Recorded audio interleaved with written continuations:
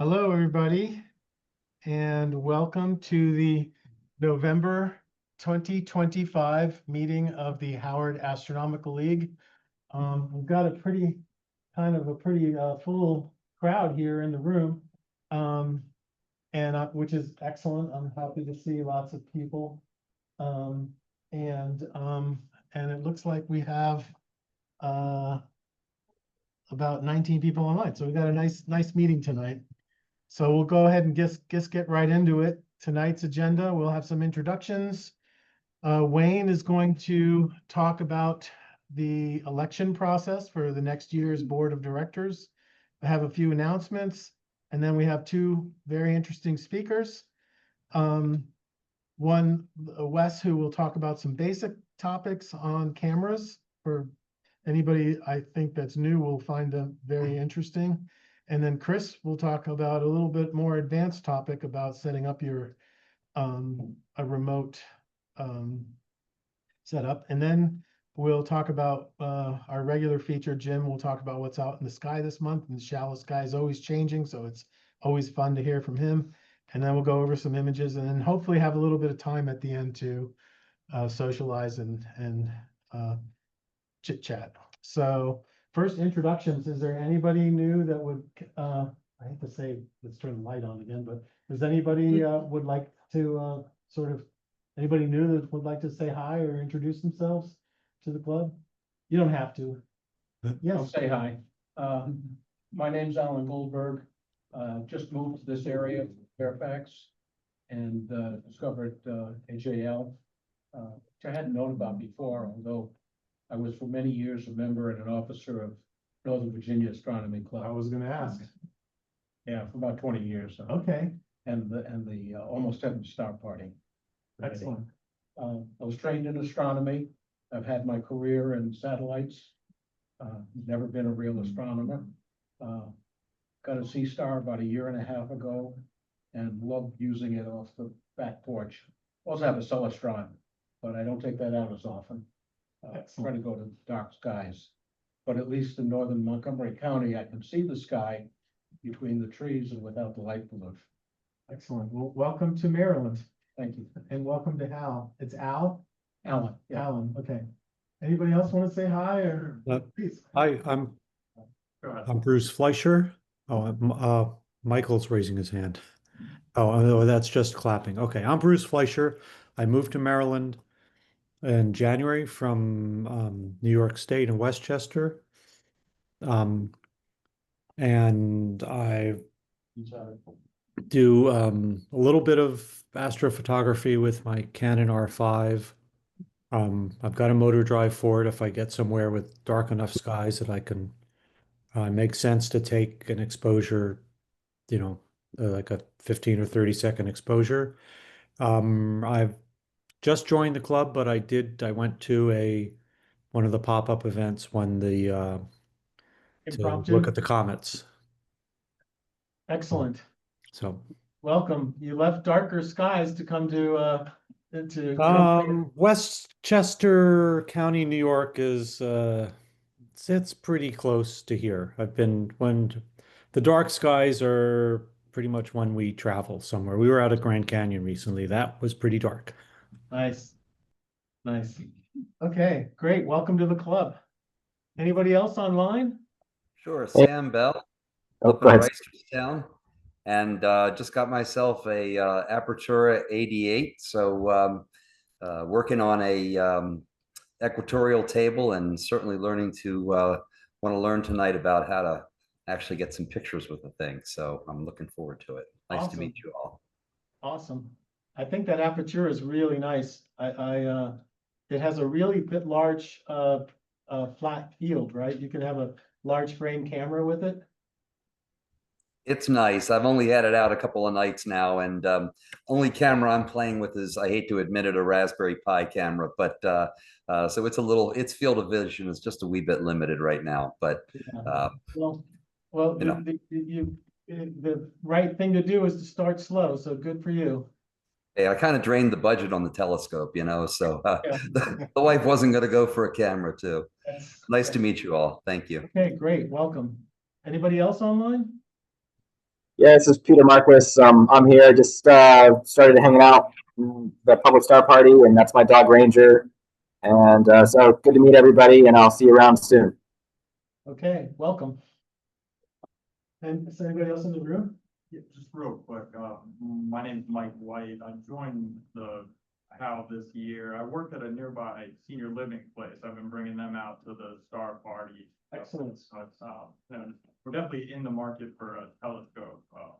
Budget's opening next year, so I'm trying to narrow down what would be best for our community as well.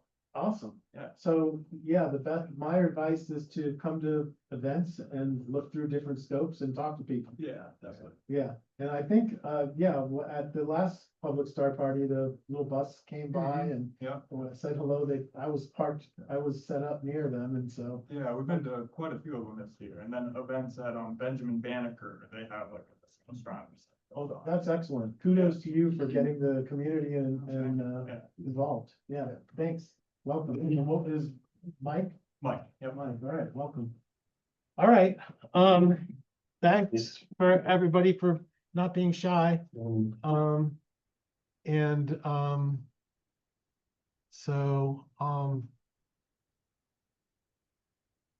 know if that's good or not. We'll see what happens.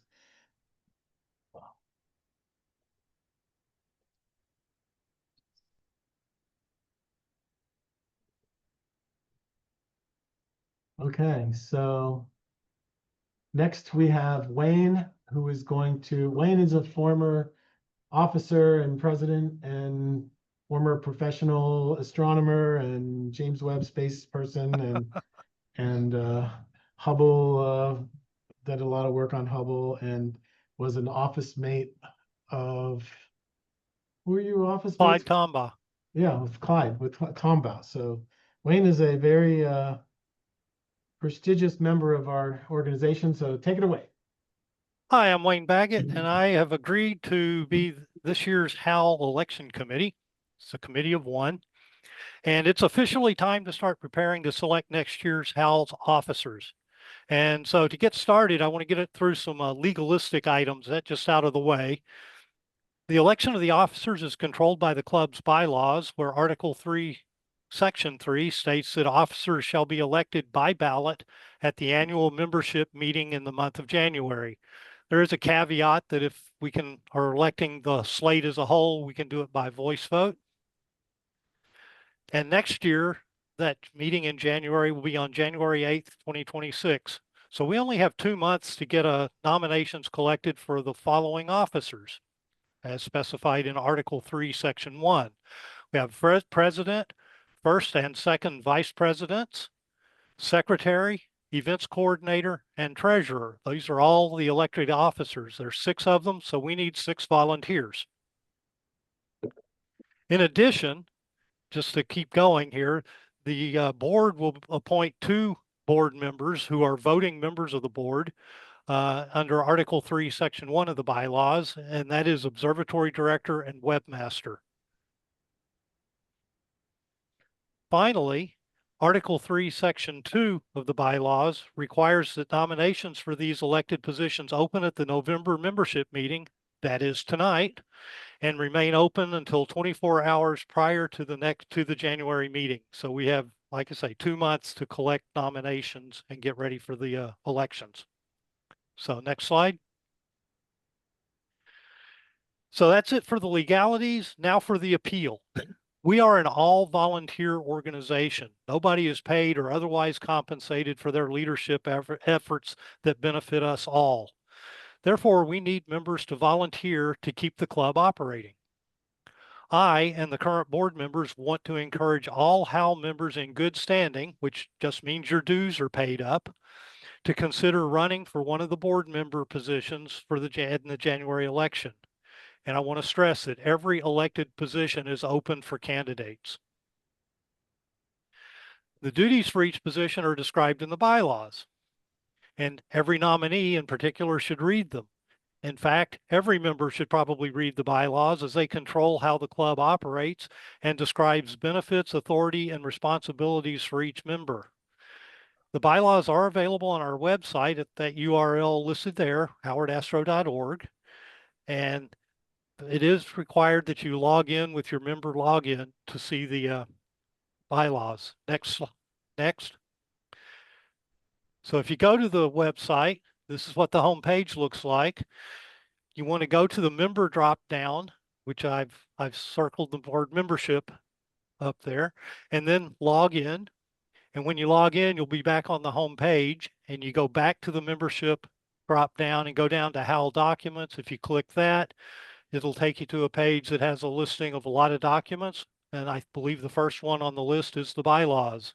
So certainly nominees should do this, or people considering running should do this and read the bylaws and pay attention to what the responsibilities of the board members are.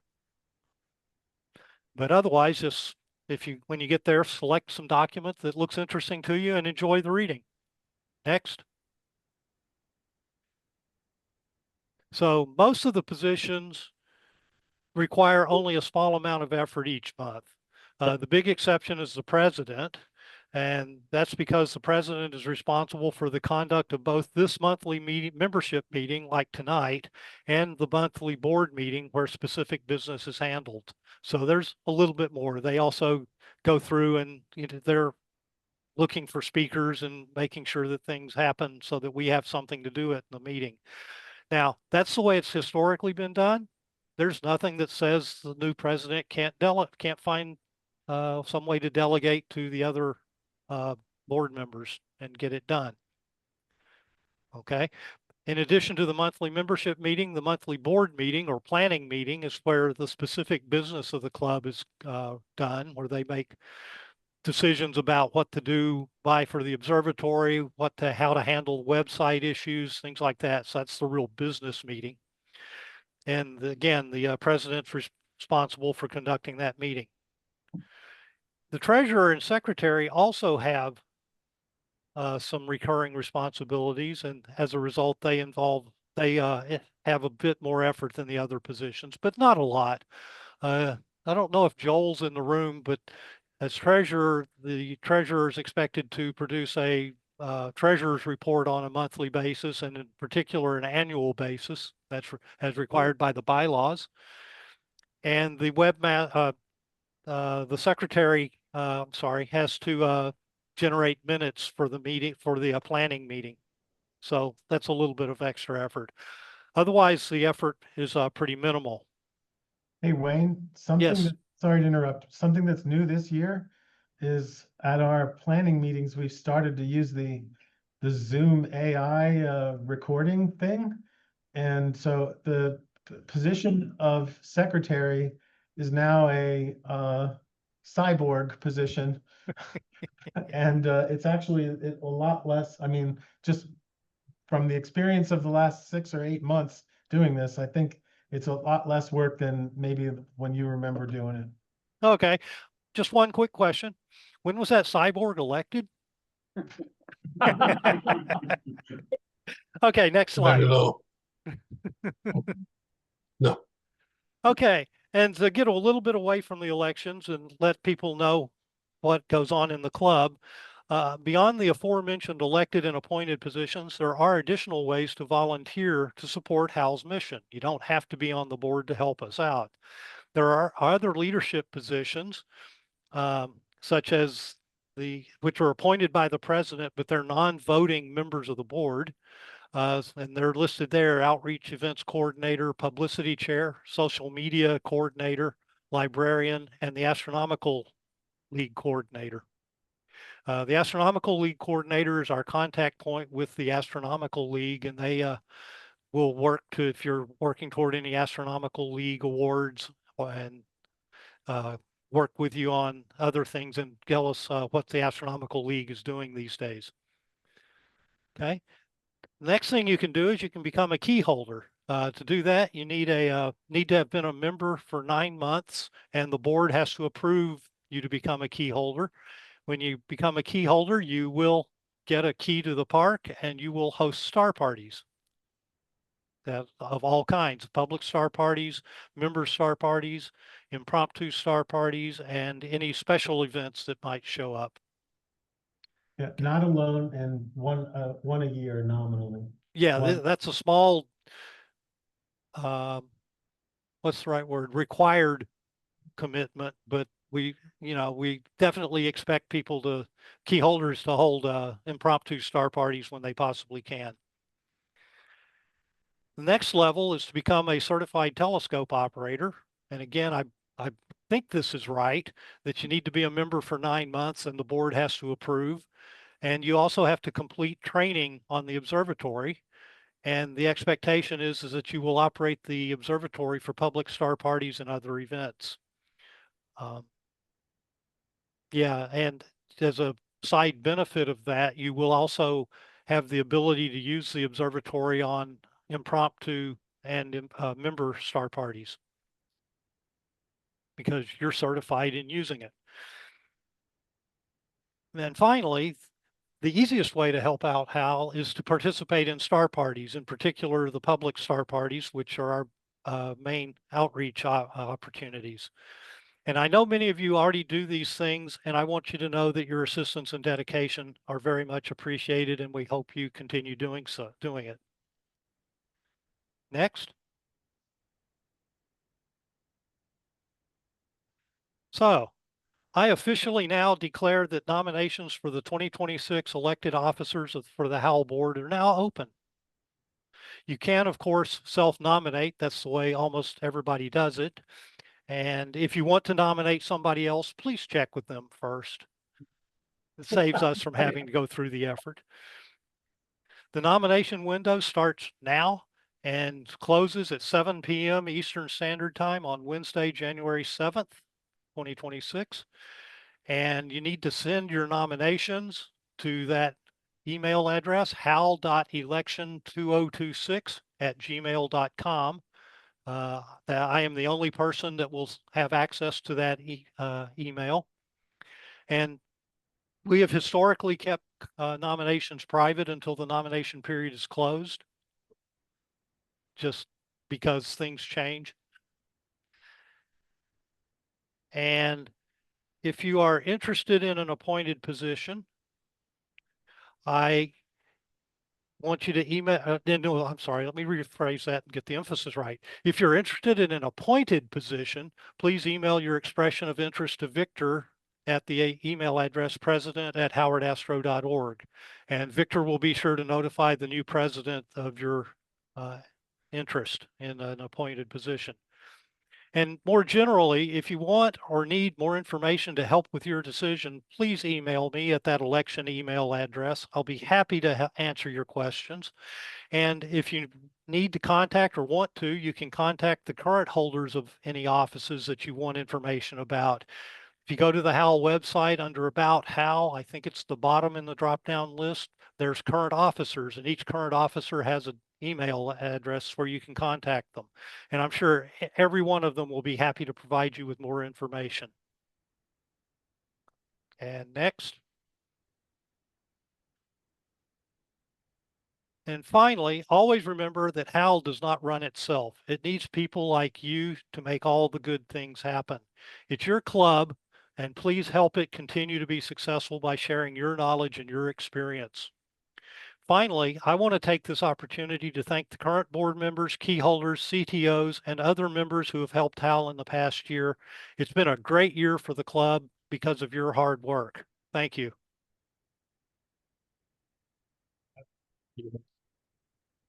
And I'm done.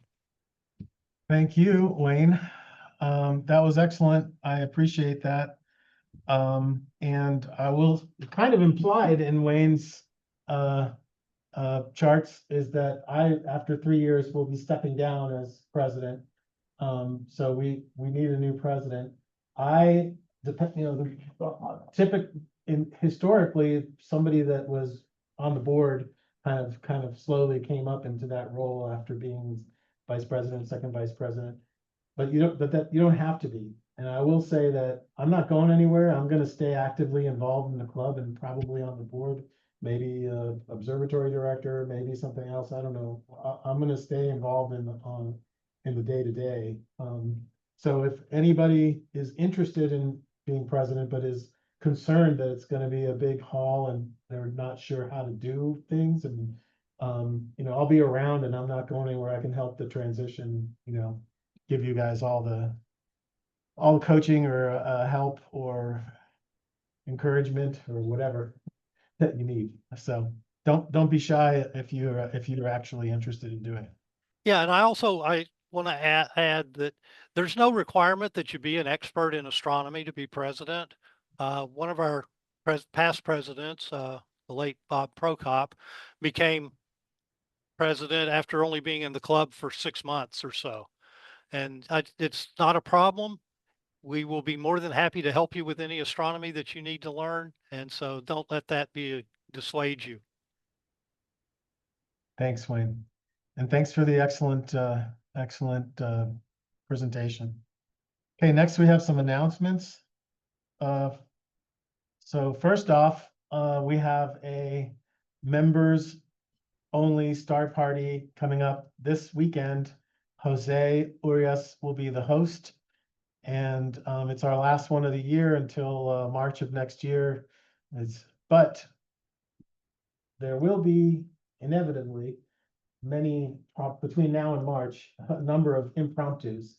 So if you're a member or a new member and if you're not sure what an impromptu is, it's basically a clear night. Somebody who's a key holder, like Wayne was saying, would just send a message out to the impromptu list saying, hey, I'm opening up the park clear tonight, or there's going to be an aurora tonight, or there's a comet, or whatever. And everybody on that list will get a message, and so that they can come and set up their stuff if they want. So there'll be several of those between now and our next scheduled star party, I'm sure. Recent events, we had our member mentorship night on October 25th. So just a couple of weeks ago, we had about 20 members come out. Thank you to the folks who did and who organized it, David Stein, etc. The Star Party report was kind of cloudy, but people still got creative in terms of making, helping some people fix some of their gear. They used far off distant lights as point sources and were able to do their focus and blah, blah, blah. So that was good. We had a public Star Party on November 1st. And it's been kind of, I don't know, there's been a lot of hazy nights last month or so. I don't know why. It seems like it to me. And that was the case on the 1st. So we had thin clouds, and it was a little cool, but not too bad. But despite that, we had a lot of guests. I think the Star Party report said we stopped counting after 200. There was too much going on. And so given the thin clouds that night, I think people were focused on things that are brighter. The moon was out, Saturn was out.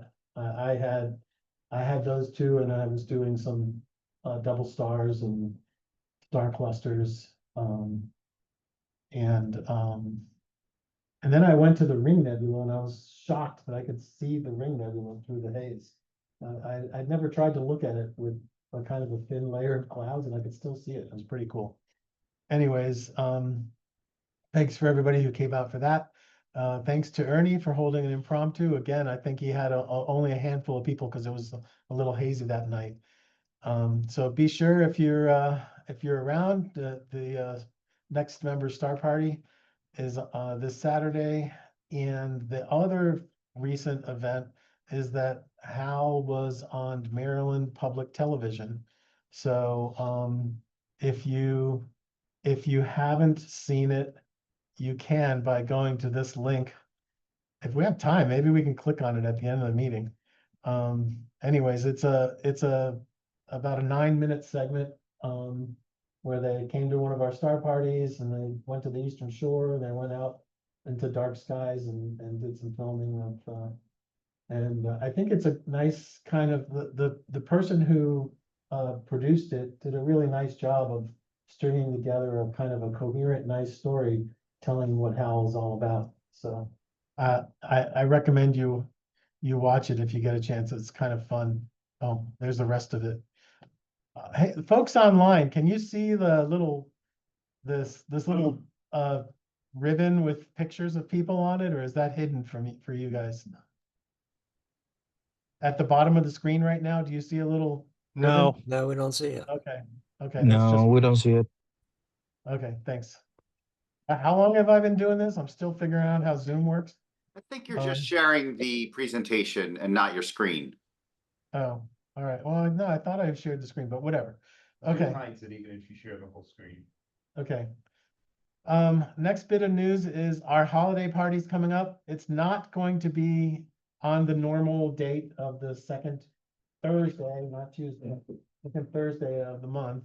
We're gonna have it on the 5th. It will be instead of our meeting next month. So this is really only a few weeks away. And it'll be here, but we'll have it in the big room next door.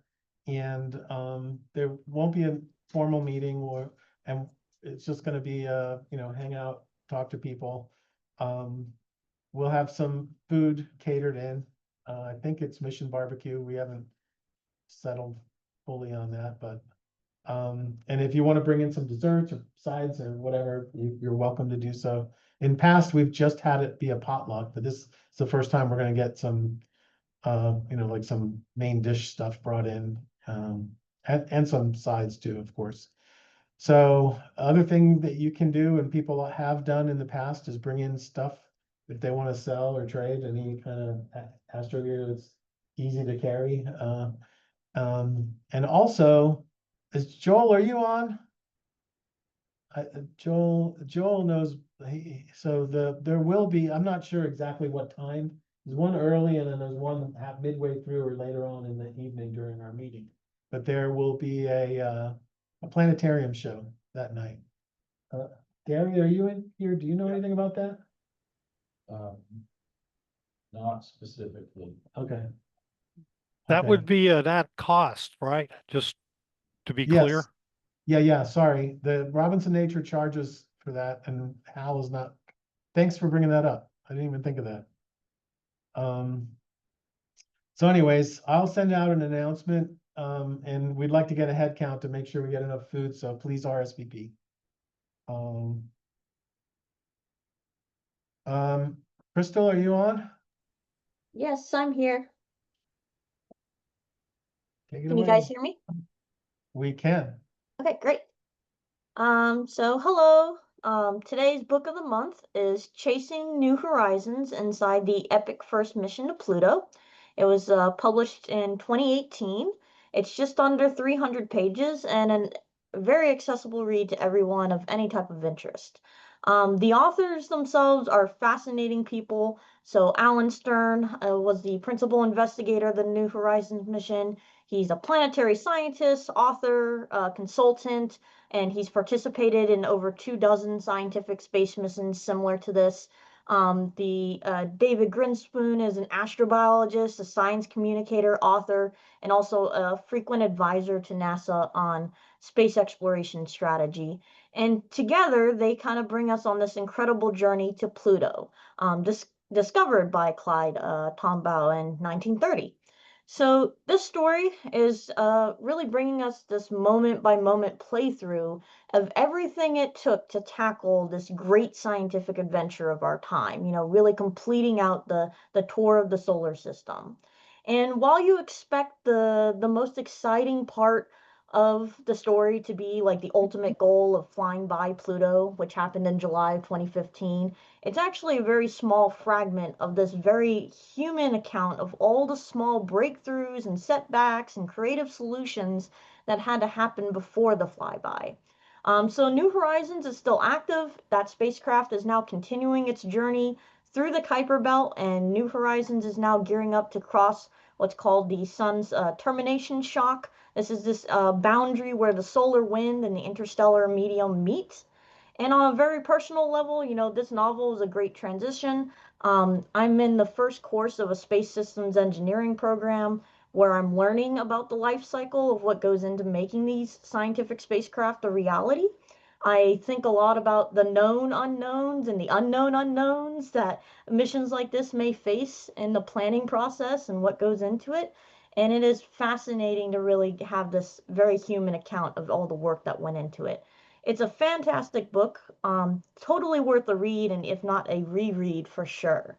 And on that note, as mentioning elections and things coming up, This is the last book of the month, so while I'm still going to hold the position of librarian as long as a librarian is needed, I highly recommend if anyone would like to pick up the torch and continue a book of the month, or is just really interested in, helping out the library system. We have a great collection of books. As far as I know, this will be the last book of the month review that I'm doing for the foreseeable future, but if anybody's interested, please, respond and send to that email or talk to the club president. Thank you. Thank you. And thank you for all of the book of the months that you have done over the last few years. It's been a really nice addition to the club meetings, I think.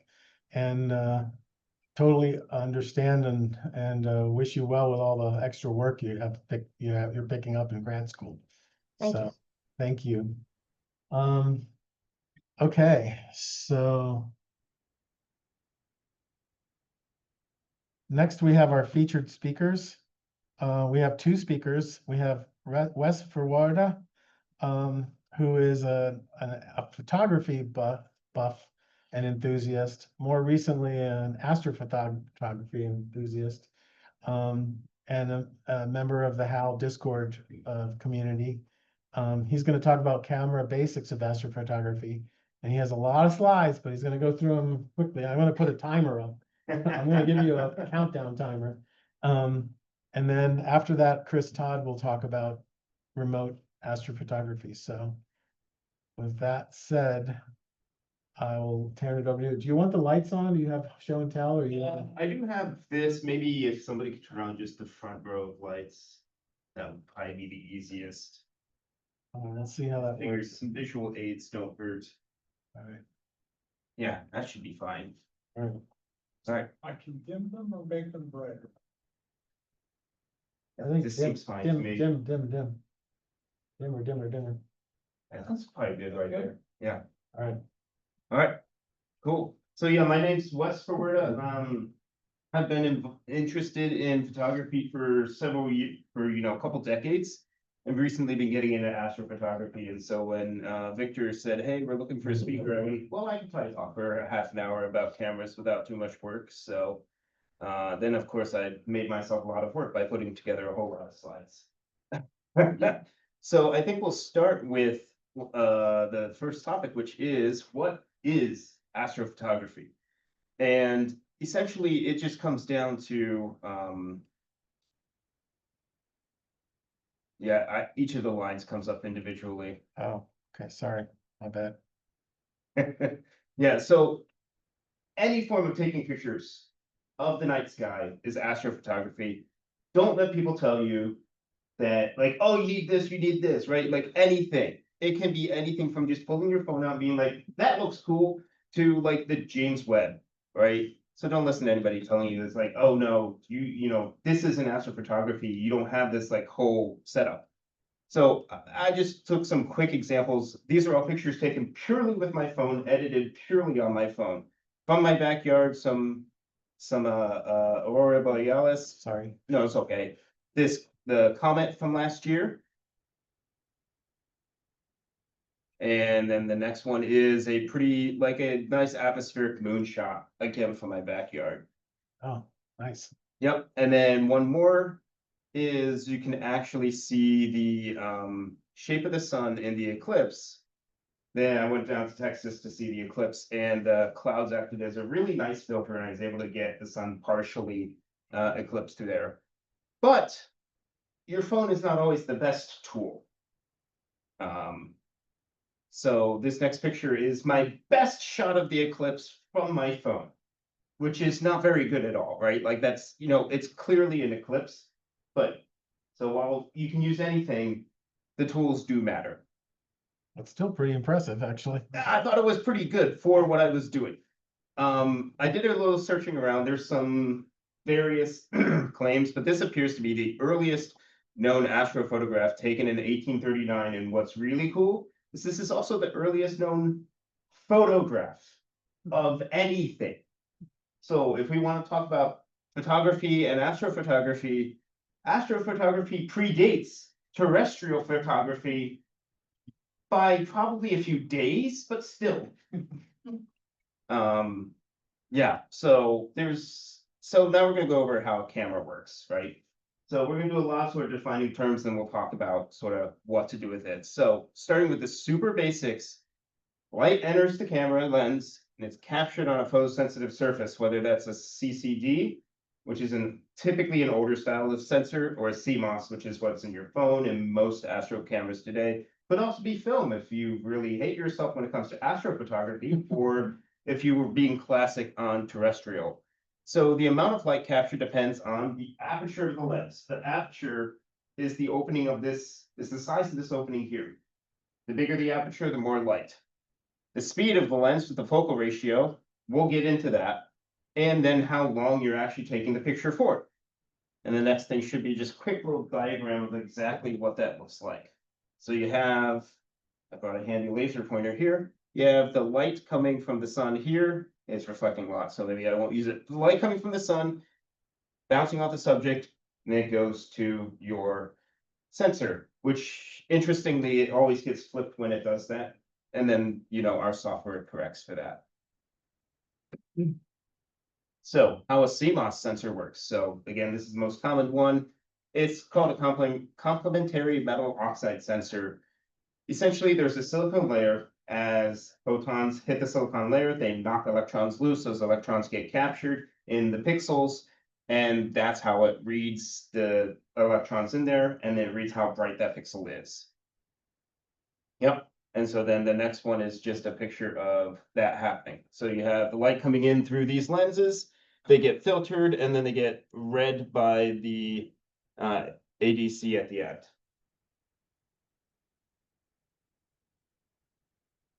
All right, so Bayer matrix for one-shot color sensors. Your cameras can't see color. They can only see black and white. So there's an array on here. Let's just go till we get to the picture. Perfect. So there's an array on there that filters the light by red, by green, and blue. Anybody know why it's red, green, and blue and not like yellow, pink, and orange?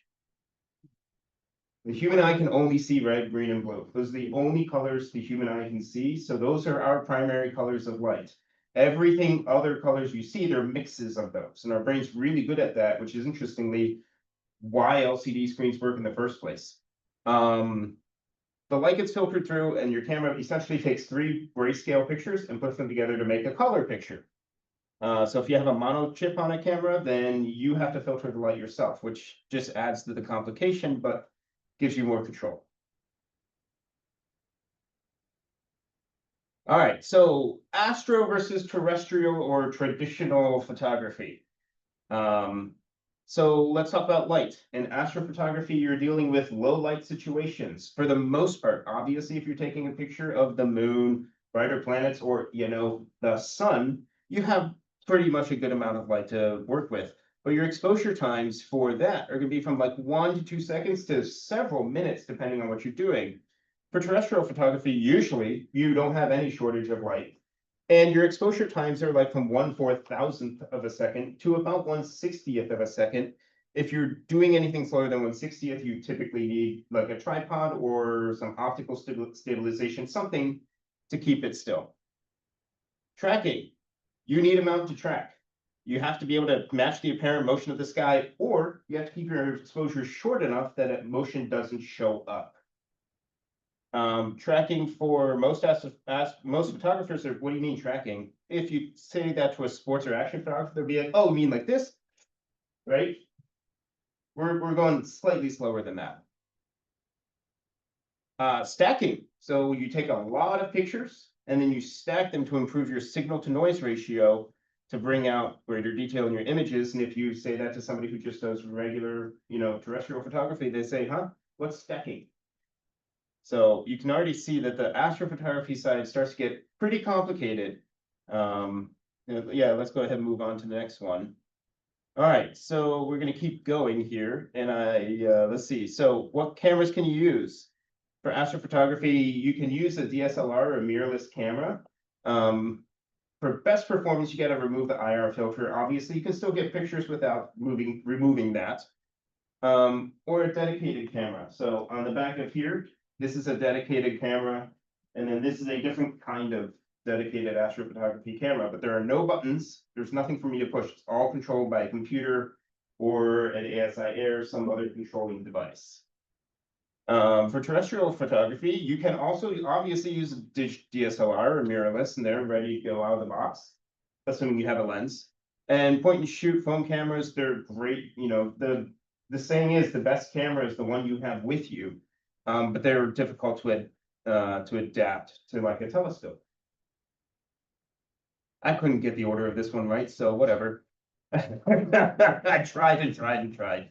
So your lens for astrophotography is typically a telescope, which has a fixed aperture and a fixed focal length. You can't change it. You also can't do autofocus unless you have another box like this guy here, which does it for you. Typically that's built into most cameras, but you could use a traditional camera lens. The really great thing about using telescopes is they're built for low light.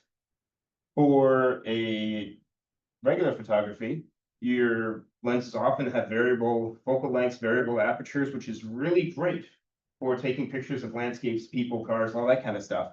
But the added complexity often reduces your light capture performance. All right, so let's start talking about some terms and concepts. Focal length. Focal length is the distance from the lens to the point of convergence, which is the focus in the lens, which is typically measured in millimeters. The longer the focal length, the more zoom you have on your target, but also the less light you're capturing. And the reverse is true. The shorter the focal length, the less zoom you have and the more light you're capturing.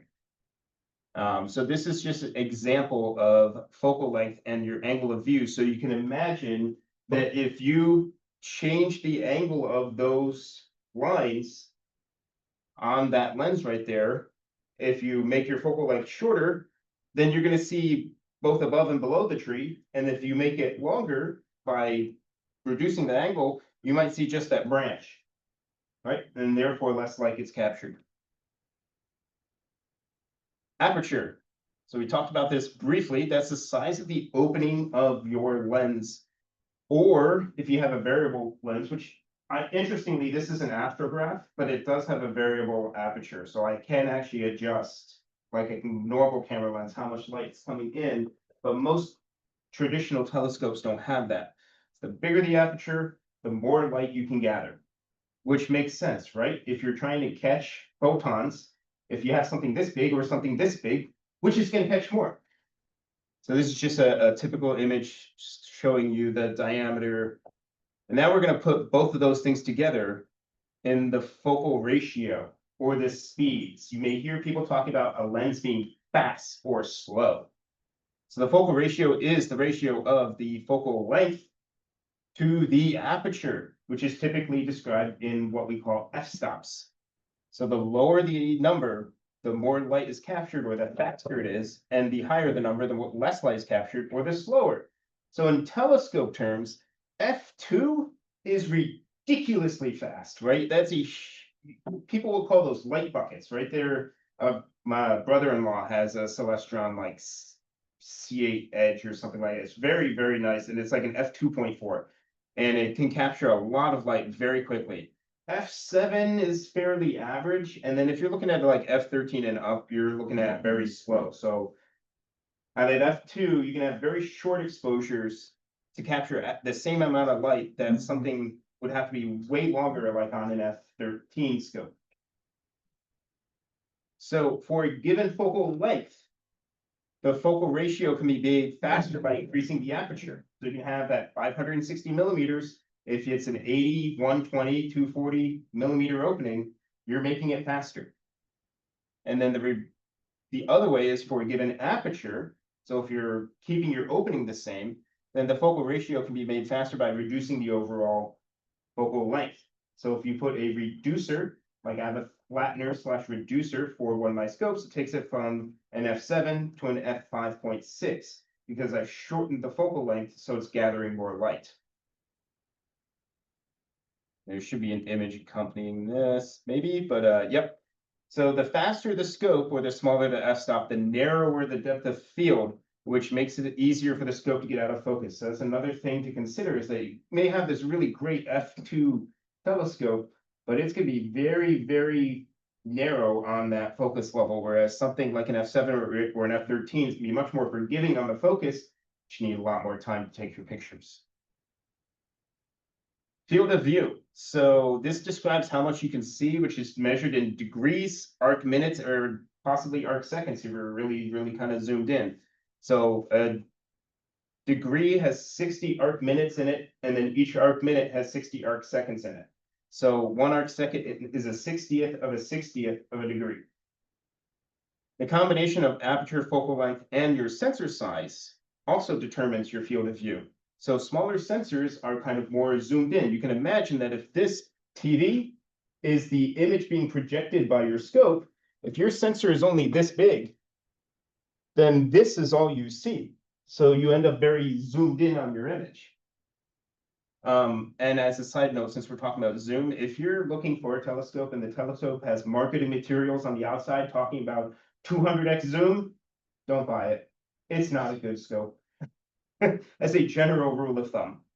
So this is a series of images with Bode's Galaxy with different size sensors to illustrate that field of view. So this is from a very, very tiny camera with a very small sensor, 4.8 by 3.6 millimeters. And then the next one is a ASI 678. That's actually this camera here, which has a slightly larger sensor. And the next one is a 585 MC Pro, which is actually this camera here, has an even bigger field of view. And then the next one is a 760D, which has an APS-C sensor or a crop sensor. That's a lot of DSLRs and mirrorless have that size. So far, these are all cameras that I own. And you can see how much more zoomed out this is. And then the last one is what was called a full frame sensor. I do not have a 5D Mark II. I'm just using it as an example. But you can see just, if you look at that compared to the first one, you can see how much difference there is and how much your sensor size matters. There's a lot that goes on with like choosing the right sensor size for the right scope and all that stuff. We're not going to get into that.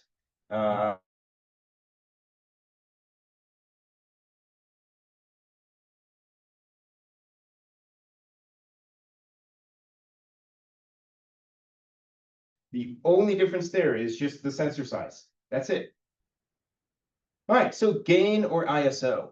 ISO is kind of a holdover term from the film days, but it's essentially a measure of how sensitive the sensor is. Higher gain levels are more sensitive, but they are also more noisy. So it's a holdover from film sensitivity. It's kind of like, you know, you used, especially way back when LED bulbs were first coming out, you could get a 100-watt LED bulb, but it only drew like half a watt of electricity, right? Like because incandescents were measured in watts. So ISO numbers are not equivalent to gain numbers. So like if you have an ISO 800 on your DSLR, that doesn't mean that on this camera for a similar sensitivity, I should turn it up to an 800 gain. It won't even go that high. Goes to 11. So for dedicated astrophotography cameras, you typically either choose a low gain, like somewhere 0 to 100, or at the HGC, which is the high gain control point, which is where you have more sensitivity and they've changed sort of how it works to help reduce the noise. So this is just kind of an example of like which ISO to use. And you can, I don't know if you can kind of see it on like the ISO 3200, that tree is like kind of grainy all around it, whereas at ISO 100 is perfectly smooth. But if you're really, really, really low, you choose a higher sensitivity so you don't have to have such long shots when handheld.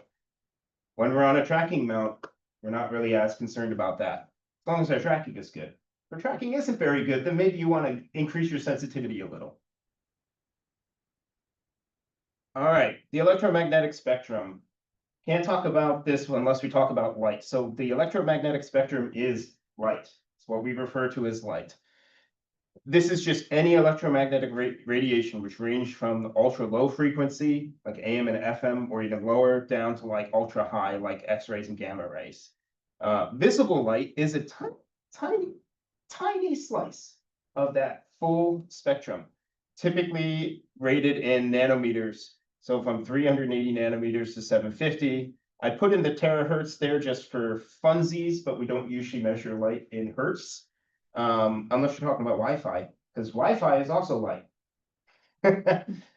This isn't an exact range. We're biological, we're not digital. So everybody's like visible light range is slightly different from this 380 to 750, but pretty close. Infrared light is a little slower, so it's a little lower frequency. And camera sensors can be really sensitive to infrared, especially if you have a 585, they're very sensitive to infrared. I have to shoot with like an IR cut filter unless I'm trying to get infrared or my images get all weird. Ultraviolet light is much higher energy, which is why UV light is what gives you sunburns. Less commonly, camera sensors can be sensitive to that as well. All right, so differences between cameras. If you're looking for a camera, what do you choose to do? Smartphones, super convenient, right? They're in your pocket. If you look up and you see something, you can take a picture. And like that comet photo, that was a 5-second handheld, stabilized on the phone picture. Wow. You couldn't do that 2 years ago. So like they're amazing in what they can do, but they're really difficult to adapt to a telescope or some other kind of lens. So great because you have them with you, but that's kind of where the usefulness ends. DSLR mirrorless. So that's if you have one of those, this is how I kind of started. If you have one, use it. If you really want to get the best out of it, you'll have to modify it, but that's okay. You don't have to start there. You can put it on a telescope pretty easily with a cheap, what's called a T-ring adapter. Very easy to put one on there. And you can still use it for everything else. But they tend to be pretty noisy and longer exposures because they don't have a cooling system on them. So this is where we get into dedicated astrophotography pictures.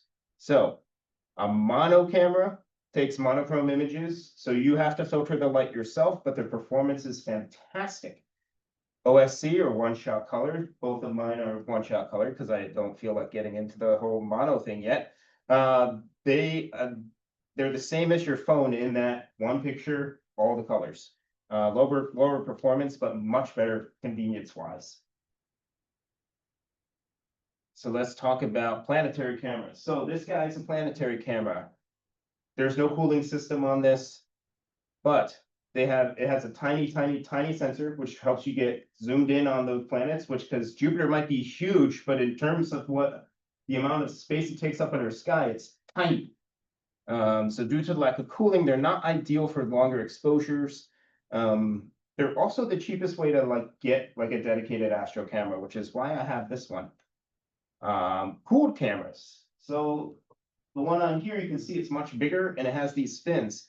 These have a Peltier effect thermocouple, which essentially combined with a radiator, which helps cool the camera up to 30 degrees Celsius below ambient or more.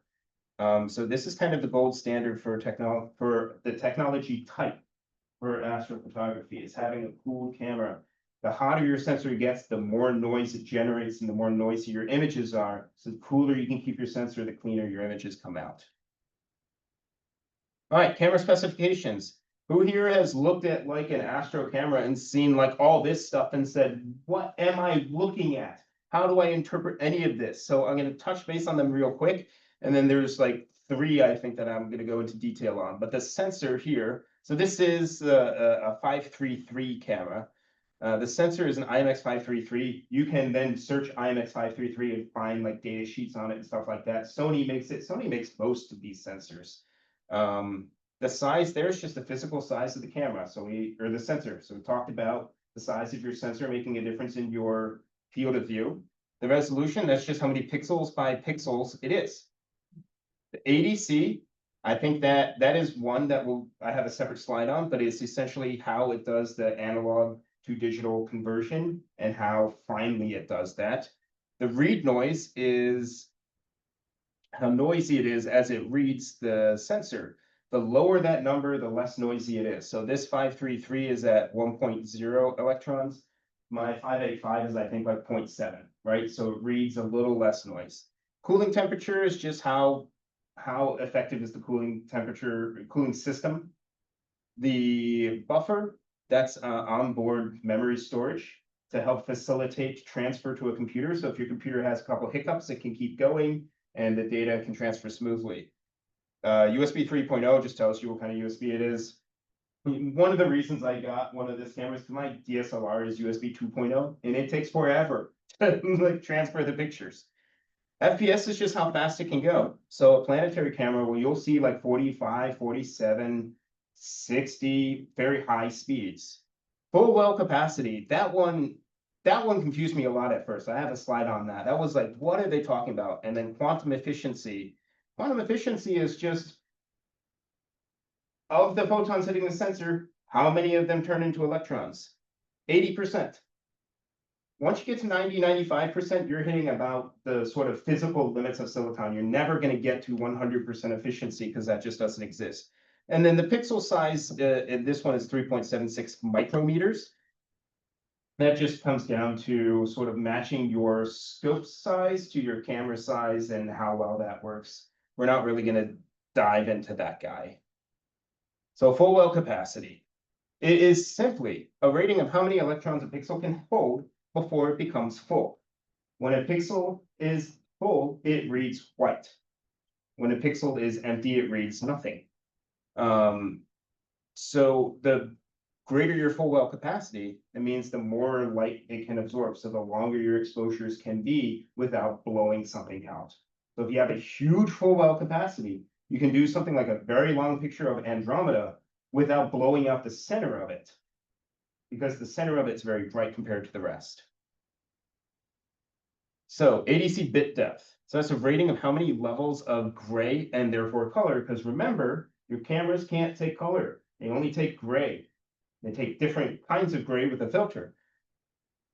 So that's how many it supports. Most displays, probably including this one, are 8-bit, which is 256 colors per pixel. 256 cubed is how many colors it can display. Or 10-bit or rarely 12-bit for some really, really nice HDR displays. All of your final images are going to be saved in 8-bit because that is just what everything is.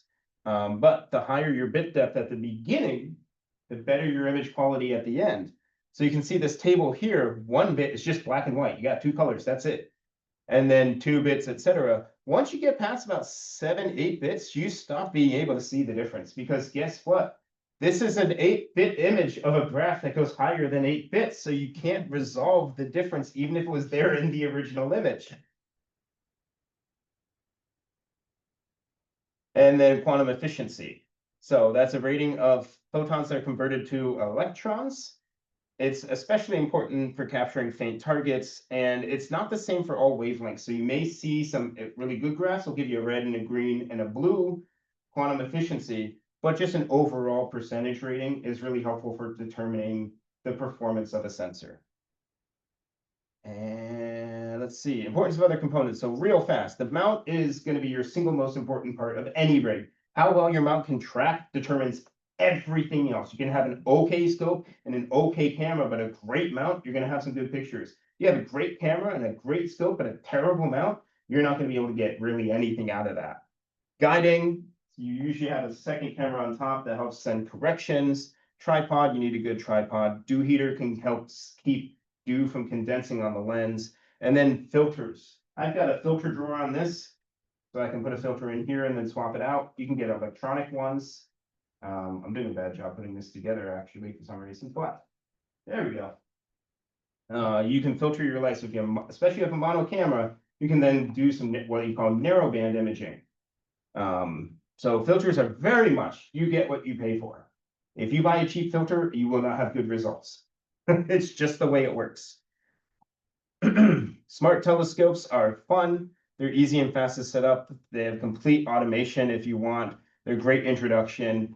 And but they can eventually be limiting if you're really trying to get deep into the hobby, because if you have a modular system, hey, I can take my great scope and put it on a better mount, or I can get a better mount for my existing scope. With a smart scope telescope, what you see is what you get. But and the other side is jerks may look down on you for using one, but you can ignore those people. They're jerks. All right, it looks like I have 2 minutes and 20 seconds for questions. That If was, anybody has any. that was amazing. That was the fastest slide great. I've seen it a long time. That was really well done. Yeah. Do we have questions for Wes?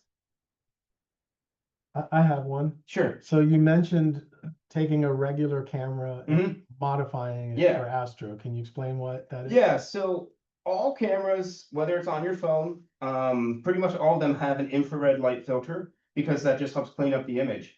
But if you want to get pictures of space stuff, a lot of times you want that infrared light.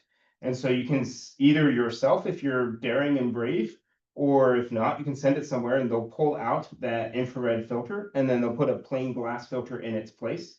And then you can always get a drop-in filter that is an infrared cut filter, so you can restore that functionality. So yeah, that's what that's all about.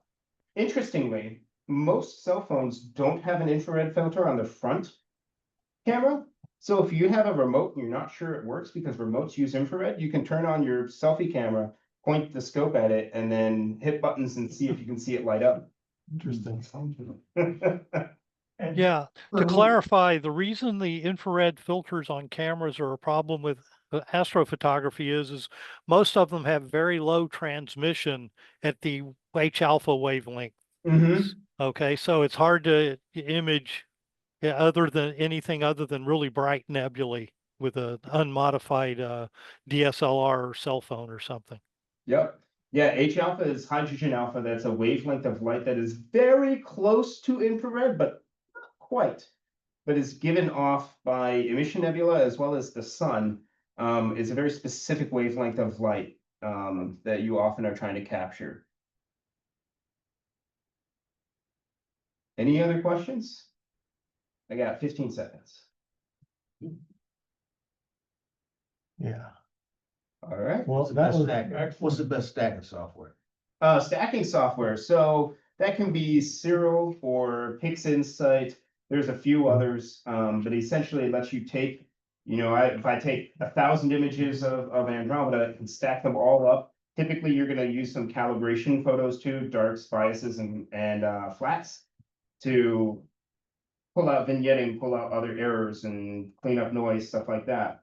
But basically, if I take one picture of Andromeda, I might have, there's the little center and I might see a little bit of nebulosity around it. But if I take 1,000 pictures of it and then I stack them up, what it's essentially doing is averaging each pixel over the stack. And so the noise tends to kind of average out, gives me a cleaner image with a lot more data in it. So my final stacked image might be like 2 gigs or something like that. And then my exported image from that might be, 5 megabytes, but all that data is there in a very, very sort of compressed area, and you can start what they call stretching the image to pull out those details that are just kind of hidden. Do you have a preference on which software to use? So I can talk a lot about the camera hardware.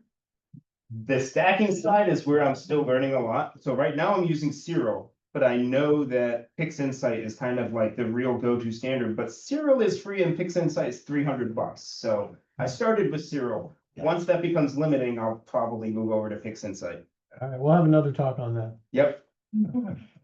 All right, thank you so much, Wes. That was really awesome. That was really terrific. Appreciate it. Chris. Yeah. I just want to say, that was a really excellent presentation. Thank you. And I'm saying that because I actually learned a few things, so that's pretty cool. My name's Chris. For a lot of you that are here in person, you may never have seen me before, but I've been in the club for a while. I used to be the president. I also started out my amateur astronomy career as a purely visual observer, and I was far happier. Like, visual observing is just fun. It's easy. And then, unfortunately, though, I got bit by the astrophotography bug, and then I was miserable because astrophotography is hard. You just spent the last 30 minutes explaining it, and believe me, he just glossed over dozens of topics that you could dive deep into. Stacking software. I remember giving a presentation like 10 years ago about how to calibrate your images. The scientists spend lots of time on that stuff. But then I got happy because I stopped trying to do astrophotography in Maryland, and I sent my rig to a remote observatory, and I've been far happier since then. So, next one. I'll just say before you go on, Chris was president when I first joined HAL. So it's a testimony to what a good president you were, that I really, got sucked into the club and stayed with it and all that stuff. I thought you were inspiring. I apologize for that. So we're nuts, okay? We're just, why do we even do this to ourselves? It's, like I said, astrophotography is hard. It's also expensive. I mean, let's face it, amateur astronomy as a hobby is not cheap, but astrophotography takes it to another level. Something like this rig, which is modest by astrophotography standards, 10, 15 grand. This Dob, which by the way is a fantastic scope, particularly for visual observing, only costs you about $1,000. The setups are quite complicated. There's a lot of cables, there's a lot of pieces, everything's got to get put together, and it's so easy to forget that one USB 3 cable that your camera won't work without. You need a laptop or a tablet or some other kind of computer to control your stuff, and all the visual observers at your start party site are going to be mad at you because, they want to actually be able to see things. Dozens of things have to go right in order for you to get good results. And weather's the bane of all amateur astronomers, but high thin clouds, you might be able to see the ring nebula, but don't bother trying to take a picture. And as I think many of you who do astrophotography, you're probably lucky to get 10 or 15 nights a year of decent photography. In Maryland. In Maryland, yes. So what is remote astrophotography? So this, if you've been to an impromptu star party anytime in the last 2 years, you've probably seen this scope. It belongs to Jose, and he's very, very active doing astrophotography. The basic deal is you take this and you ship it to a remote observatory, and it looks like that. Sounds easy, right? No, it's not. Do you know whose scope that is? I do not. I love that they put. Yeah, NCC 1701, USS Enterprise. Yeah. We're all nerds, okay? So this is a place called Starfront Observatories. I've got the hat because 2 of my telescopes are here. There are many different remote observatories you can send your scope to. There are ones in Arizona, New Mexico, California, Chile, Australia, Texas has Namibia. Texas has at least this one and probably more. But this is where I sent my rigs because it's the cheapest one out there. And like I said, astrophotography is expensive, but this is about as affordable as you can get. And as you can see, the reason why is they're obviously operating on a volume model, right? These roll-off roof, each of these piers hosts 1 telescope. Next. I want to say I saw this on CBS News this week. You may have. They were recently featured in the New York Times. They've done a really good job at promoting themselves and have had, pardon the pun, astronomical growth. And they've got something like over 500 telescopes that they're hosting at the moment. See why I stayed with Hal? Comedy value. So remote astrophotography is just like regular astrophotography, except you don't have to deal with bugs or being hot or being cold or having to camp or pack all your stuff in your car and drive 6 hours. You don't have to do any of that stuff. You don't have to deal with light pollution because these observatories are all in dark places. You don't have to take time away from family or work, and you don't have to question your life choices. Next. Oh, this is the next slide. Sorry. Except And here's the big one, and this drives everything. If something goes wrong, you're not there. You can't just walk over to your scope and plug that USB 3 cable in. If a cable comes out because your scope did a meridian flip and something got snagged, you're toast. You're done for the evening. Now, if you were there, you could simply go over and fix it. But that's the main difference, and it's a big one. The other thing to keep in mind is that your rig is going to be essentially outdoors. Now, they have roofs. It's not going to get rained on, but the inside of that building is not air conditioned, right? So in the middle of Texas in summer, it's going to be 120 degrees. In the middle of winter, in the middle of the night, it's going to be 30. So your rig is going to go through huge temperature changes. You're also going to collect dust and spider webs. I have refractors, small ones, and I started noticing kind of diffraction spikes. Oh, no. And I was like, what the heck? I don't have a Newtonian. So I asked the on-site staff to take a look, and sure enough, there were spider webs, a couple of thick ones. So yeah. It did actually add a bit of character to the image, though. I kind of liked it. So yeah, the other thing to keep in mind. So if you do astrophotography in Maryland, you might get 10 to 15 nights a year, right? You do it remotely, and your rig is going to be running all night long, 200 nights a year. How well do you think that cooling fan is going to hold up after a year? It's a potential source of failure. I wouldn't expect that fan to break under the conditions you use it in the lifetime that you have it. Probably not. Yeah. And then the other thing is, obviously, you're not there to touch it. Everything has to be fully automated. So you can't manually tweak the focus. Filter drawers, you can't use a filter drawer remotely. You have to use a motorized filter wheel. You've got to use an autofocuser, et cetera, et cetera. Yeah. So the advantages, I've already done some of this. You can basically sit in your basement at your computer at home and do everything that you would have done had you hauled all your stuff out to a dark sky site. Bortle 1 skies are a cheat code. Like, it is amazing just how pleasurable it is to try and process images obtained under truly dark skies.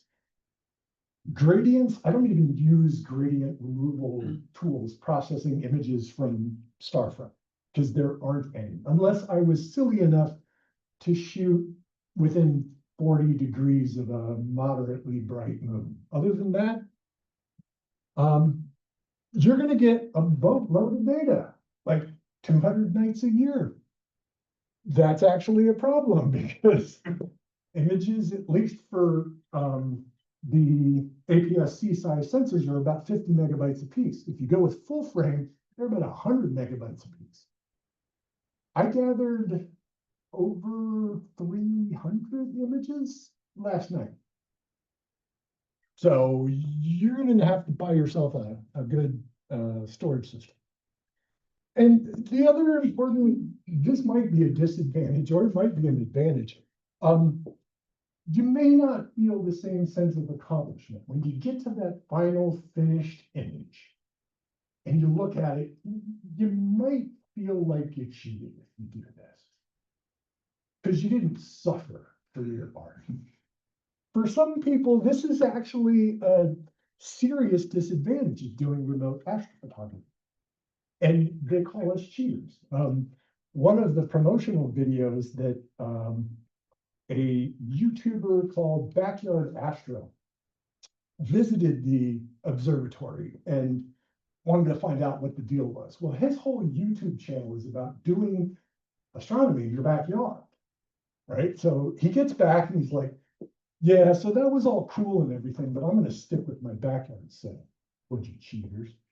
And of course, everybody blew up on the Discord channel, but he's right. We're cheaters, and I love it. So next slide. So what does a typical remote rig look like, and how is it different from what was just described? And again, we're looking at automation. Here you've got a pier instead of a tripod. You still have a mount, you still have a scope, you still have a camera. You still have an auto guider. Almost anybody who does astrophotography does auto guiding. What may be different is the autofocuser, the electronic filter wheel, and the fact that you have essentially a power strip with a web server in it, so that you can remotely connect and power up the AC power to all of these components. You've got a mini PC, and it is almost universally a Windows mini PC, although it's ironic that there's an iMac in the picture on the right there, but it's controlling a Celestron Smart Scope. Yeah, so it's a Windows PC. It's usually running Nina. Nina is a software control program.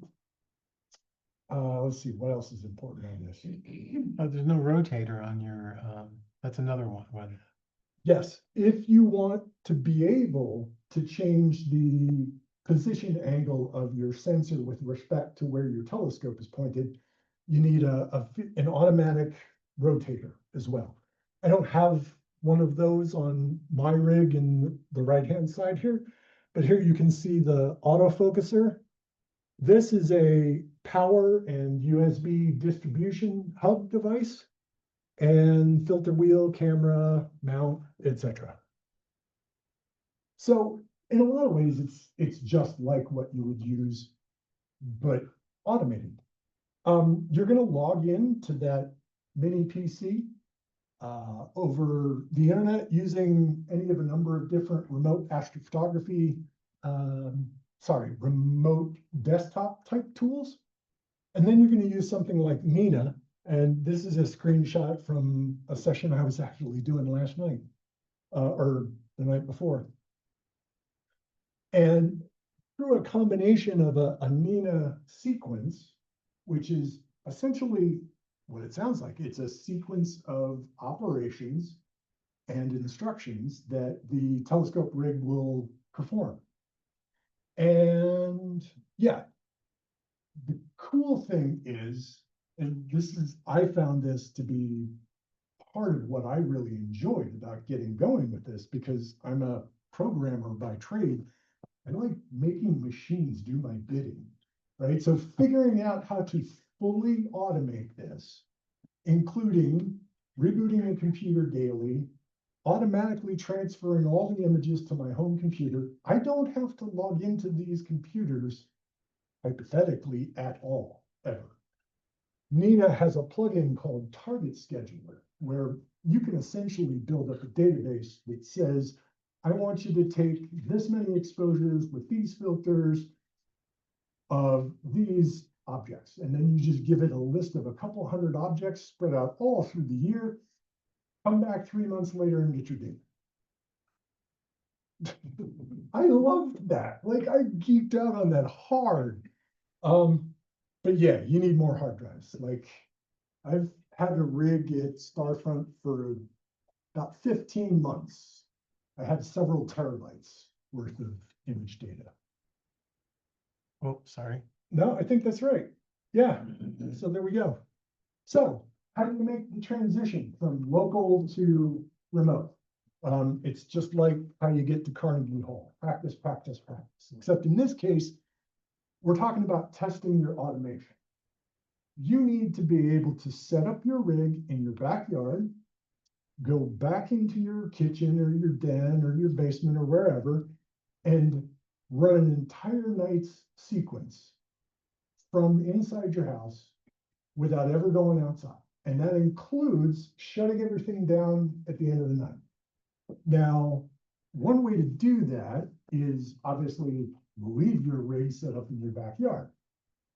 Obviously put some kind of cover over it to protect it from weather and deer and, you know, local kids, that kind of thing. But really, you need to test, because the last thing you want is to send the rig to Texas or Chile or Namibia And then it gets there and it doesn't work. And trying to remotely troubleshoot and go back and forth with on-site staff through support tickets is not fast. So really, test everything out, and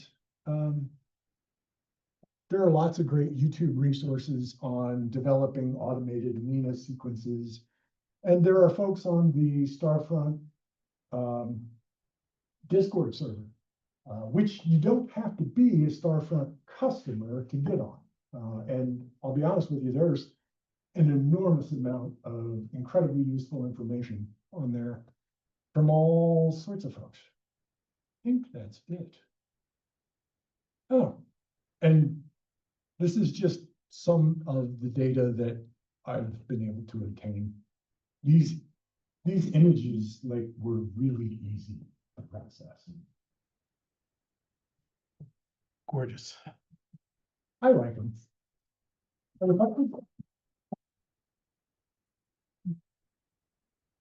What's the cost? Annual cost for that? or Yeah, what? so basically you are renting a pier, okay? The piers, and if you can go back to the slide that had the view of the multiple buildings, there you go. So obviously the number of piers they can get into a building affects the cost. The more piers, the lower the cost. And they have, at the moment, 4 different sizes of piers, which is basically what is the swing radius of your telescope, right? If it's a really long refractor, like say a 5-inch f7, the scope's going to be like this. You're going to need a pier that is further away from its limit. So the cheapest pier is actually, you can send a sea star. And I'm not kidding you, it's really cool actually. And I forget if it's $50 a month or $100. I forget, but it's on their website. And they have these bars at the front of the observatory. I wish I had a picture. Where each sea star is obviously only about that far from every other sea star. And they've got like 40 of them down there. That's the cheapest concept. The smallest pier is 150 a month. The next up from that is 200. The next up from that is 300. And I think that's right. I think there's one other size that's more than 300, but not hugely. But the so-called heavy size would be for something like a 20-inch Ritchie Chrétien, right? Something that's way beyond what most of us would want to send. By far, the most popular setups are small refractors on typically like a harmonic mount, like a ZWO AM3 or AM5. So the monthly cost is 150 to 300, basically, depending on your scope size. And then however much this stuff costs. And again, that can vary widely. For something like a candle lens with a one-shot color, That's probably about $1,000 right there. yeah. And then Just the lens and the camera. yeah, and the focuser. And then Yeah, I forgot about the focuser. That puts there's another 1,200. yeah. So yeah, it's a couple grand. Yeah. I was wondering if there's something sort of in between where you can buy slices of time for amateurs, sort of the way they do among kids. Yes. And one of our members, James Willingham, has used a facility blanking on it. iTelescope. iTelescope.net. You sign up and it's a monthly membership fee kind of thing where you essentially buy telescope points. And then those points get converted when you make a reservation for a particular telescope on a particular night, a particular time, et cetera, et cetera. But yeah, you don't have to buy a scope and send it there. And it's very cool. And I actually was a subscriber to that service like 10 years ago. And it's great. But the disadvantage of that approach is that they are shared telescopes and you may not be able to use it when you want to use it. This, obviously, I have complete and total control and I don't have to share it with anybody. But yes, there are those options. And I think iTelescope is not the only one. Does the monthly fee include things like servicing calls and if they need to clean spider webs off the lens? And I was also thinking like, you know, like software updates that certain components might need that might need a manual restart. Is that included or is that a separate fee? There's a lot at Starfront. I can't speak for any of the other examples, but at Starfront, there are a lot of what they consider kind of basic maintenance stuff that they do, like capping your telescope so you can take darks, right? Stuff like that. They don't charge you for that. If it's something significant, like you're going to swap out your one-shot color camera and install a filter wheel and a mono camera, they charge an hourly rate, but it's a reason. That brings up a question. So do you do flats with what you're doing?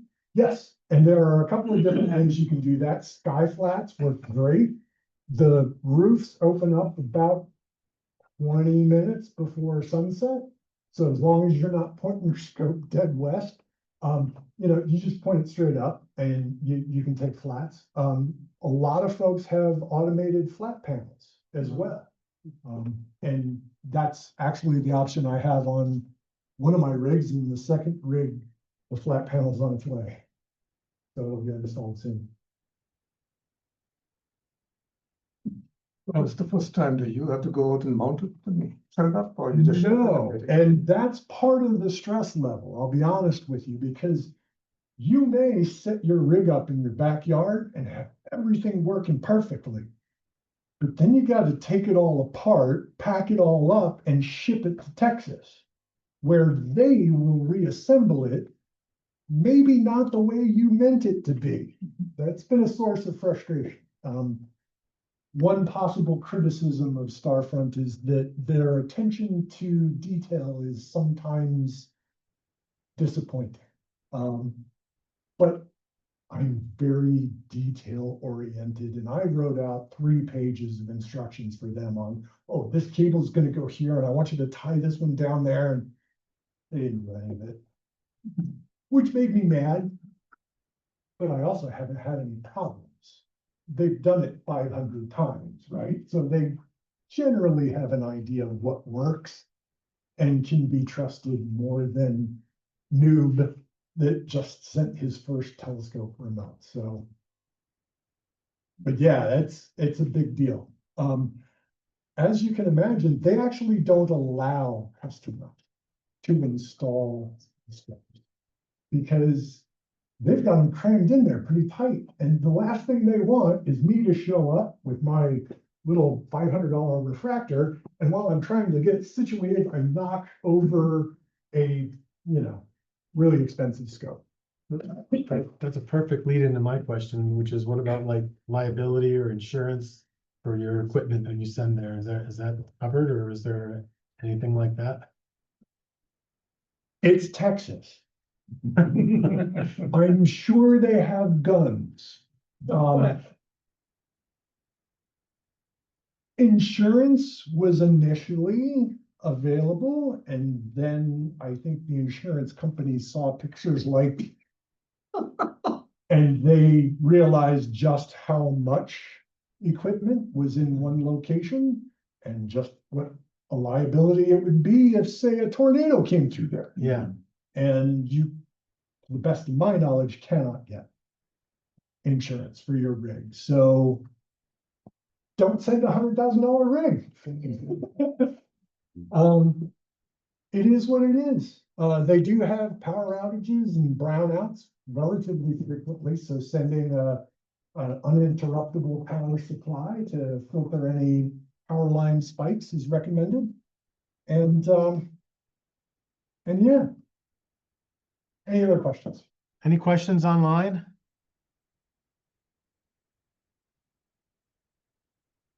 Well, I would like to thank Chris one more time for this excellent presentation.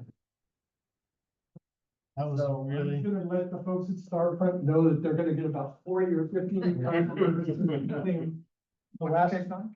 I'm sorry, what's your cake? They actually don't know I was giving this presentation.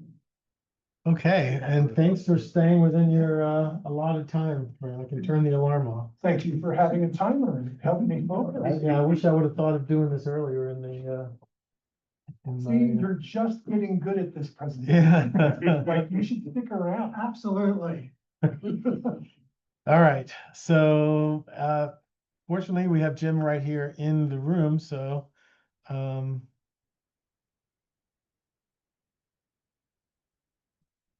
All right, so Saturn's going to be a big focus here for what's out this month in terms of the shallow sky.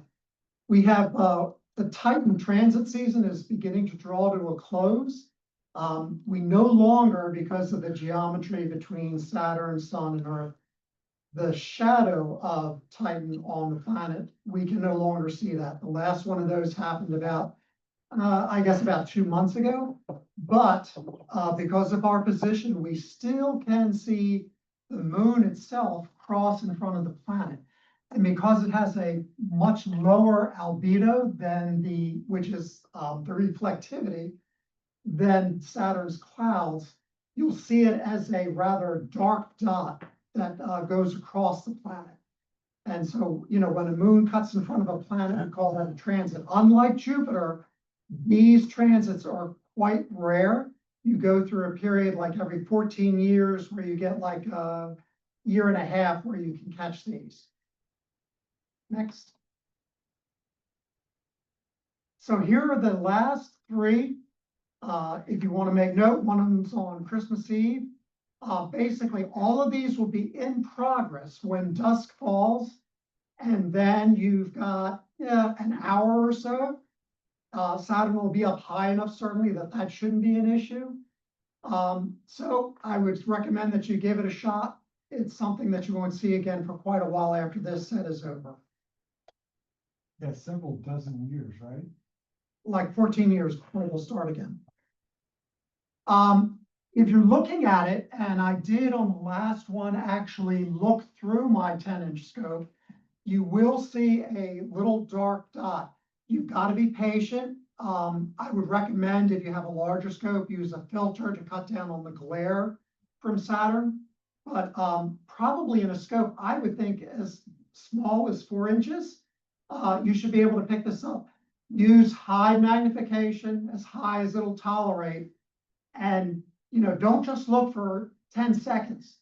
You know, look for like 5 minutes. The way that it works, you get this little microseconds of steady seeing, and you gradually will pick up and go, oh, okay, there really is something there. I keep seeing it flicker in and out. Awesome. Okay, the other thing is we have on November the 23rd, so that's next weekend, the ring crossing. Well, it's almost a ring crossing. A ring crossing is when basically you're looking at the rings edge on. And because they are so incredibly thin, they will really disappear for a couple of days in amateur-sized telescopes. So at this one, the opening will be 0.5 degrees. Will the rings be visible in your scope?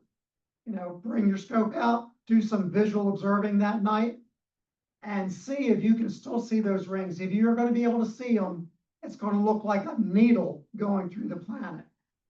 The other thing that you can do is that you can look for the other moons, because those rings create a lot of glare.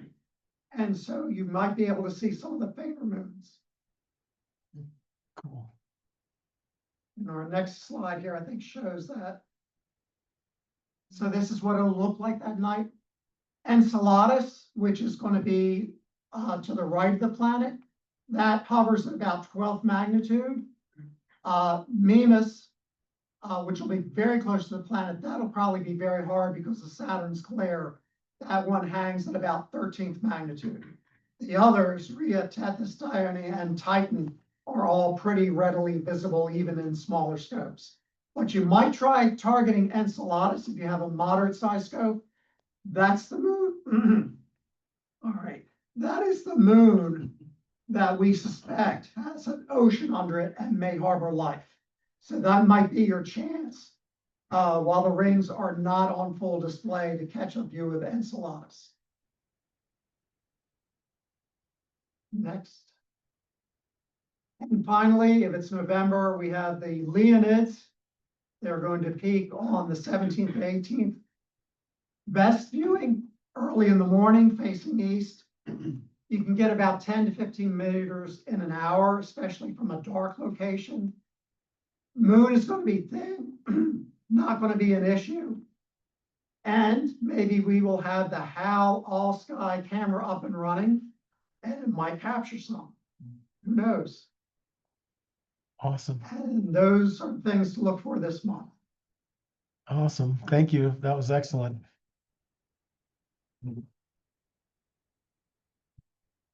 So next we'll go into, I think I have the wrong outline here. Sorry, that was from last month. But we go into our astro photos. Harini, are you still on? Yes, I'm on. Do you want to say anything about your images? Yeah, so this is the moon, and I took it with my C-Star S50, and looks like it's been taken on the 1st of November. So I think this is a waning gibbous, or it's a waxing gibbous. So that's the moon. I think I was waxing on the first. And you've got Saturn there, huh? Yes, that's Saturn. I couldn't even see it. Okay, well, that's a good way to understand the size relative of just how tiny Saturn is in the sky. So thanks for sharing those. And actually, this will also, did you want to say anything else about these? I was hoping to capture Saturn a little bit bigger, but I guess not. No, yeah. There's only so much you can do with a 2-inch aperture. Yeah. Okay, but I think this is good because this will shows the just how amazing some of the next photos that we have are. Steve, are you on? Yes, I am. Yeah, this is pretty self-explanatory, but this was the last transit on November 6th, and I stayed with it basically until it crossed the meridian, and I would have had to switch my telescope to the other side. I gave up for the night. Interestingly enough, Rhea was also transiting at the same time. In the bottom right picture, you can see Titan just leaving, and the shadow that's shown is actually the shadow of Rhea, which is transiting, but is right in that black area where the ring shadow is. So as you see, and as we mentioned earlier, the moon shows up black against the bright cloud tops. So Rhea is black against the shadow of the rings. Neat. So it's not visible there. And as was mentioned, Titan is just about done with its transits. It's getting it's right at sunset now, pretty much, for the next few transits. It's every 2 weeks. Got it. Awesome. Thanks. So next we have, did I switch? Oh, Jim. Yeah. So this was a night of pretty steady seeing. Was kind of surprised that it was that good. Jupiter with great red spot. Anticyclones numbers 5, 7, and 8. Those guys have been around for decades. You know, we talk about the red spot being a persistent feature. You've got those anticyclones as well. The blue area up there beneath the these three here? equatorial belt, the NEDF, those are actually like where the atmosphere is sinking. So that's a clearing area there. You're looking deeper into the planet there. And then the other thing that you can see kind of like denting into the north equatorial belt are some white spots. Again, fairly long enduring features, white spot 7 and white spot Z. So Jupiter, I love it. It's got so much cool stuff to look at, always has stuff going on. So these 3 storms have been going on for decades, for at least 2 decades. Are there the positions relative to one another? They move, the way that Jupiter moves, the closer to the equator, the faster it moves. So basically those like pearly little things will gradually, you'll see the red spot lap them. I see. Like every year or so, it'll like catch up and pass over them.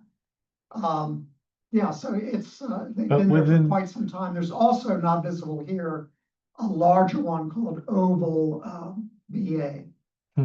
But within their belt, they generally stay. They stay within that belt. Yeah. Like that spacing and all that. Yep. Interesting. Jim, I should know this, but do all the storms in the different hemispheres rotate the same direction? No. They can be different. They can be clockwise or anti-clockwise depending on which belt, because they move different directions. Right. Yeah. Okay. And this is my Titan transit. The one on the left, the bands are a lot more visible. That's like a deep infrared, starts off in just the barely visible red.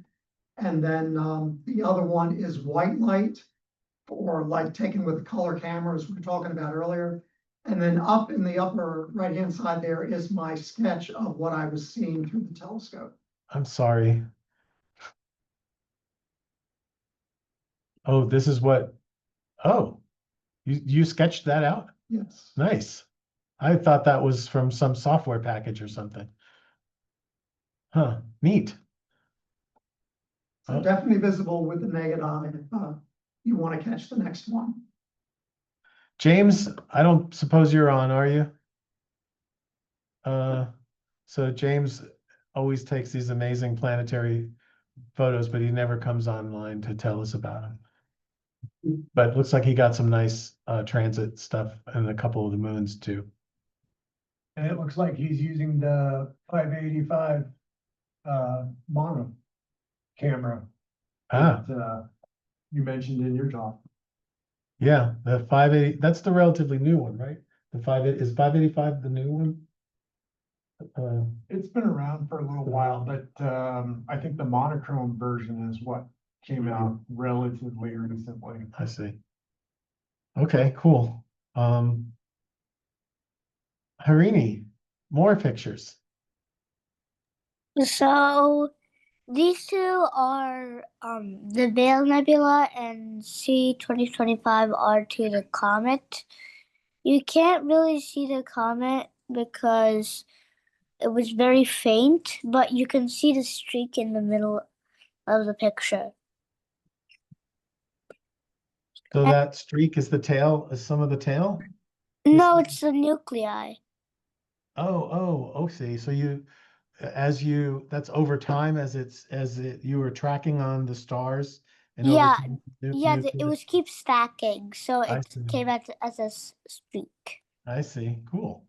So, the Veil Nebula is, I took it as 91 minutes, and I learned some interesting facts, and it's a supernova remnant, part of the Cygnus loop, and it's in the constellation Cygnus, and the star that it exploded from was 20 times bigger than the sun. Cool. Very cool. And it's also made of hydrogen and oxygen. Excellent. That's a very nice picture. Thank you. I can only imagine if you were in darker skies, how much more would you had your star in Texas. Thanks for sharing those, Harini. Thank you. Steve, we've got Steve in the room.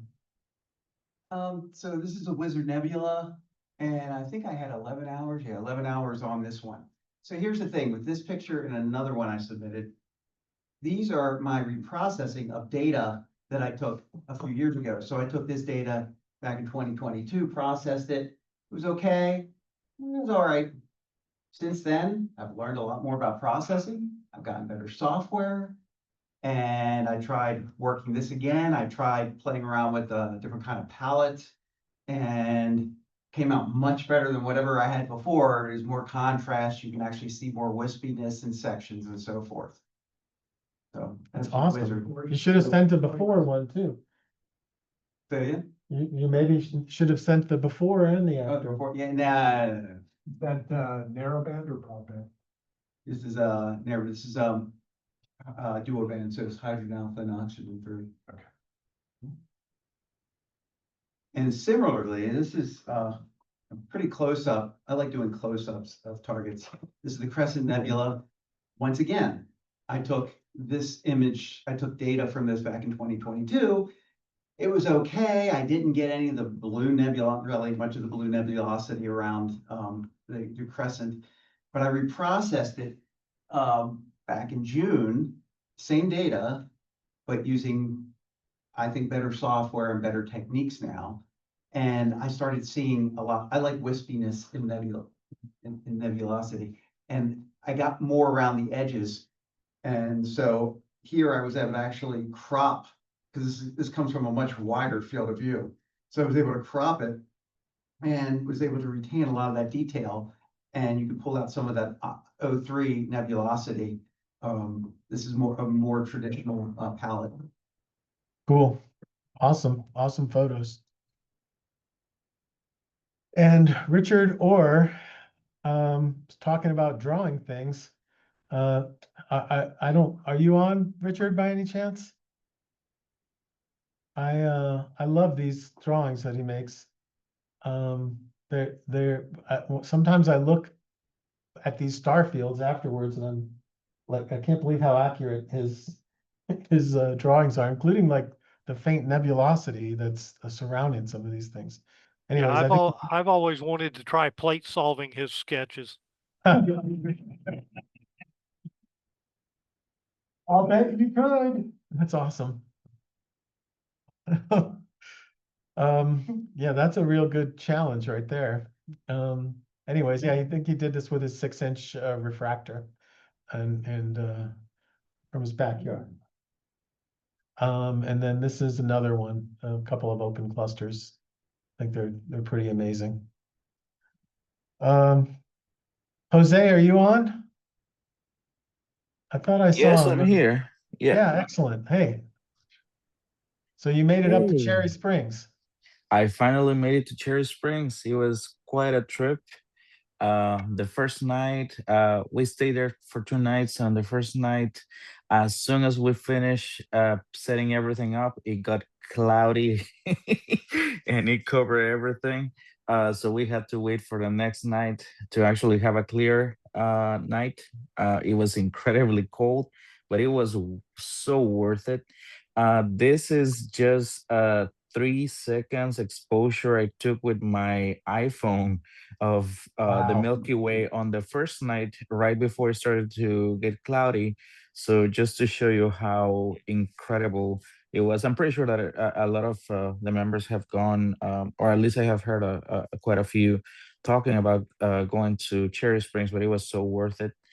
So yeah, first time that I actually saw the Milky Way with my naked eyes, I couldn't believe how similar it was to what I was able to photograph. If you saw it with your eyes, it looked pretty much like that.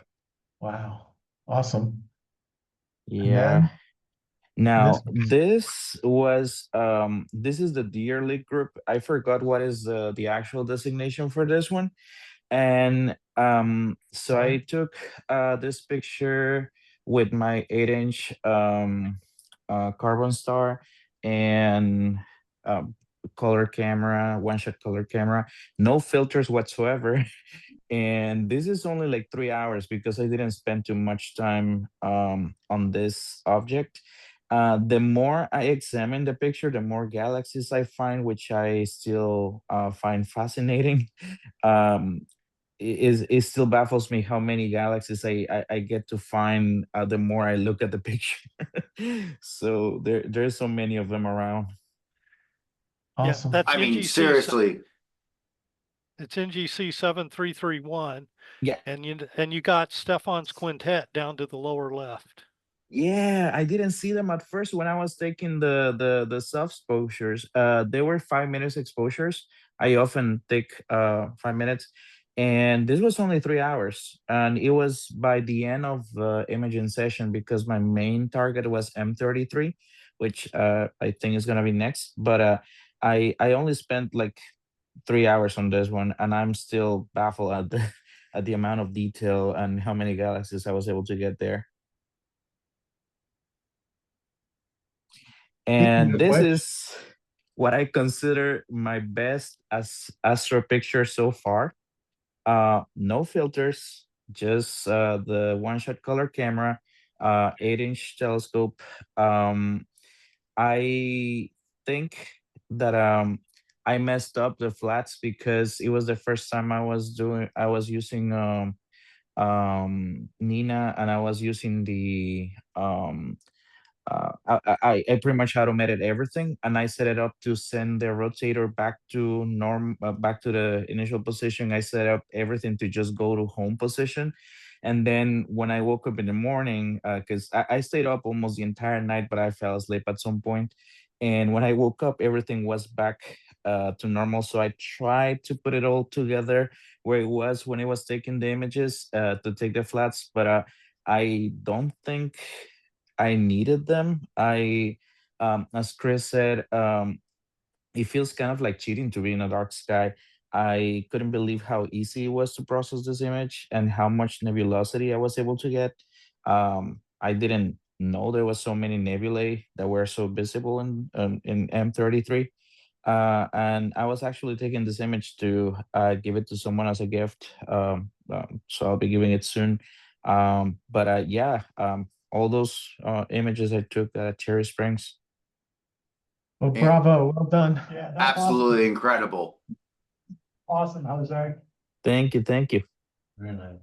One of the things I forgot to mention about Starfront and what makes it so cool is that you've got 499 other nerds just like you that have their telescopes there. And it's a very active Discord community. So the opportunity for collaborations, when you've got 500 scopes and each one can take 8 hours a night, that's a lot of hours. I'm not good at math. And so maybe next month I'll share some of the collaboration images. We did one of a wide field around M81 and M82. We had over 1,600 hours of exposure time. We did an M33 that I think had 600 hours, but it's the kind of thing where if you've got 10 people and each of them get 40 hours, you've got 400 hours. The signal to noise ratio that you can get. And again, you're starting from cheat code kind of dark skies. It is mind-boggling the stuff that they are doing. And it's like being in a virtual star party. You know, you can get on there on Discord and watch your scope doing its thing while chatting with folks about, hey, are there clouds to the southwest? You know, the same kind of chit chat that we do when we're at Cherry Springs, hanging out with all of our buds, you know? So it's awesome. It looks like there was a lot of discourse, not discord, on the chat. Yeah. So I think we're running out of time, but I wanted to thank the speakers once again for excellent. And thank you guys all. I'm going to stop the recording now, and thank you guys all for coming out And I hope that you take some of Wayne's suggestions to heart and